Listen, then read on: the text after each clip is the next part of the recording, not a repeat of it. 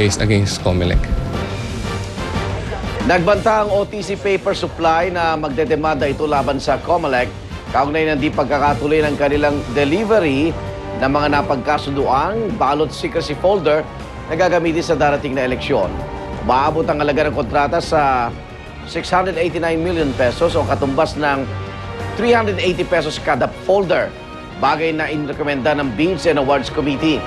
Pero naudlot ang delivery ng mga folder matapos itong expose ni Senador Nene Pimentel dahil maanumalya raw at masyadong mahal ang mga folder. Kaya ang Comelec napilitang iatras ang kontrata.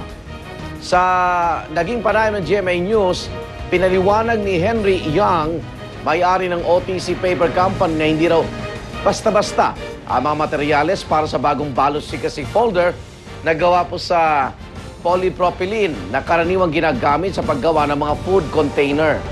Dagdag pa ni Young, ang bawat folder ay may sukat na 28 inches na haba at lapad na 9.5 inches. Nilinaw naman ng OTC na mag-aain muna ng motion for reconsideration sa Comelec and Bank para sa naantalang proyekto. Ang nagtataka lang ako sa iyo, Mr. Young, ba't ka na nagpagawa ng nagpagawa? Oo. Hindi pa wala pang kontrata. Wala pa yung resolution na... Ay niya, lahat. Kasi ang binigay sa iyo ay yung parang... Ikaw lang yung bidder na winner, di ba? O nanalong bidder ka, yun ang binigay sa iyo.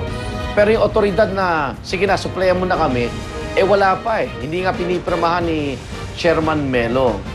Ngayon, kung ganito ka, desperado naman siya dahil, yun nga, nagkabentahan siya ng ari-arian.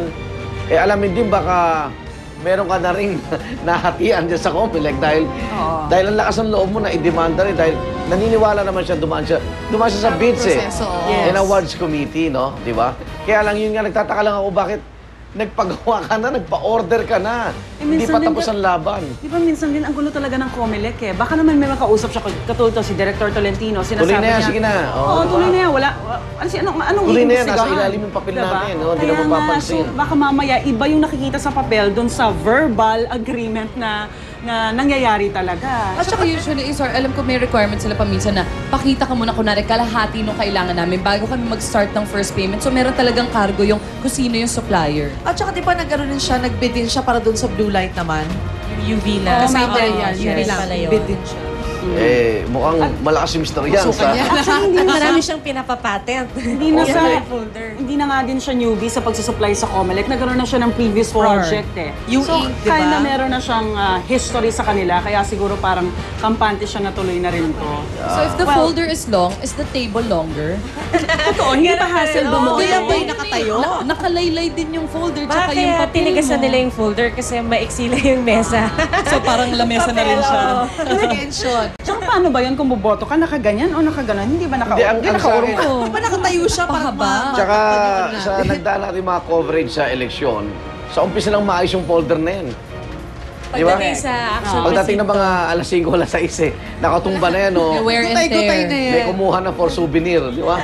Kaya yung iba nga sa probinsya, tama nga si Chairman, nabanggit namin sa radio na dahon lang ng saging, mga palapa. Sa probinsya, Pwede na, no? okay na.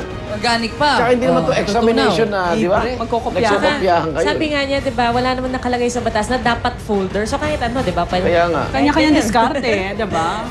Yung mga scrap na karton, yung mga scratch dyan sa Comelec, pwede na siguro. Samantala, nakatakda namang umalis ngayong araw patungong Hanoi, Vietnam, si Pangulong Gloria Macapagal Arroyo. Yan ay para sa summit ng Association of Southeast Asian Nations. Magaganap ang ASEAN Summit mula ngayong araw hanggang bukas. Pag-uusapan sa pulong ang mga polisiya sa development at ang pagpapaigting ng kooperasyon ng ASEAN countries. Makasama ni Pangulong Arroyo sa Vietnam, sina Foreign Affairs Secretary Alberto Romulo, Finance Secretary Margarito Teves, Trade Secretary Jessie Lapus at Press Secretary Chris Pulo Iban Jr. Mukha namang matiwasay na makakaalis ng bansa ang Pangulo matapos na makalabas na po ng ospital si First Gentleman Mike Arroyo kahapon. Nilagyan ng rubber support ang siya ng unang Ginoo para mabigyang suporta ang kanyang likod na inireklamo niyang masakit. Pinapayuhan din ng mga doktor si Ginoong Arroyo na magbawas ng timbang. Parang 2 kilos daw, di ba? Yung kailangan mabawas. Yun yung kanyang ideal weight. Pero actually, simula nung una siyang nagkasakit na medyo malubad, ang laki na nung binawas din niya ng timbang. Last 5 pounds? 5 point something? Low salt, low cholesterol diet. Tsaka kaya, pero medyo matagal. Siguro mga 1 month, siguro 2 months siguro. Basta ako, gusto ko pa rin tingnan ang mukha ni Pangulo Arroyo ngayon. Bakit? Talaga may nabago eh. May nabago sa kanya. Talagang bumata eh. Bumata. Alam mo ngayon, eleksyon yung mga kandidato talaga. Halos lahat bumata eh. At tuwan-tuwa yung mga dermatologists. Bumoto. So what are you bumotox. saying? Bumotox. Dahil alam mo, mahirap din mag-ikot sa buong Botox ako. So, hindi bansa. lang pala Photoshop yun, no? Yung mga poster, di ba? Nakita mo, Oo. babata nila. Or picture nila noong 1970. Di ba? Alam ko yan. Tinanggal ng wrinkles. Eh mo si Pangulo parang sumingkit na wala yung eye bags, tumangos yung ilong. Hindi ko alam ha. Basta Pumres. may nabago eh. O kaya baka sa... Gumanda siya, Baka, ganun. di ba may mga nose line kayo dyan? Baka Ah. rin nagbago siya ng makeup artist, no? De. Basta may nabago. Okay. Narito naman mga nakalap nating ma-action balita sa ating Ronda Reports.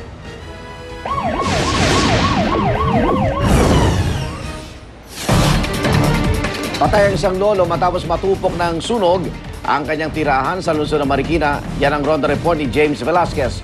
James. Yes, Igan, tama ka nga. Namatay ang isang 66 na lalaki sa kanyang bahay matapos hindi makalabas dahil sa sunog kanina madaling araw. Matinding apoy ang nadatnan ng GMA News sa number 14 President Marcos Street, Barangay IBC, Marikina City. Sa tindi ng apoy, Igan, nagtulong-tulong pa yung mga residente sa pag-apula nito. Pero sa kasamang palad ay namatay si Ben Cordova, 66 anyos, dahil hindi na siya nakalabas sa kanyang bahay. Sa kabutihang palad naman, nailabas nila, Igan, yung kabaong ni Neri Sison dahil nung nakaraang gabi pala ay naglalamay ang kanyang buong pamilya para sa kanya. At base sa investigasyon ng mga bumbero, isang kandila na naiwanang nakasandi ang sanhi ng sunog. Kaya ngayon, Igan, payo ng mga bumbero, huwag nating hahayaan nakasindi yung mga kandila, lalo na ngayong panahon ng rotating brownout para makaiwas tayo sa sakuna. Yan ang aking Ronda Report mula dito sa Marikina City. Balik sa inyo, Igan. Maraming salamat, James Velasquez. Tatlo magkakapatid ang nawawala naman matapos na mahulog sa basement na puno ng tubig sa Escolta, Maynila. Yan ang Ronda Report ni Tricia Zafra. Tricia? Arnold, tatlong magkakapatid nga ang di umano'y nahulog sa basement ng Gonzalo Puyat Building sa Escolta, Maynila. Tubig ang basement na yan. Ayon sa ina ng magkakapatid na sina Marlo, Edwin at Arnulfo Gardiga, na si Edita Gardiga, alauna ng hapon daw na mangyari ang aksidente. Mga caretaker sa building ang mag-anak na yan noon pang 2008. Gumagawa lang daw ng patpat para sa manok ang bunsong si Marlo nang bigla itong mahulog sa tubig at di na lumitaw. Lumusong daw yung dalawa pa niyang kapatid para iligtas ito pero ilang oras na ang lumipas, wala ni isa sa tatlong umahon. Sinubukan, Iga, na sisirin ng frogmen ng Philippine Coast Guard ang magkakapatid pero walang nakita sa mga ito. Pinasipsip na rin sa mga truck ng bumbero ang tubig sa basement para mapababa ito pero hanggang sa mga oras na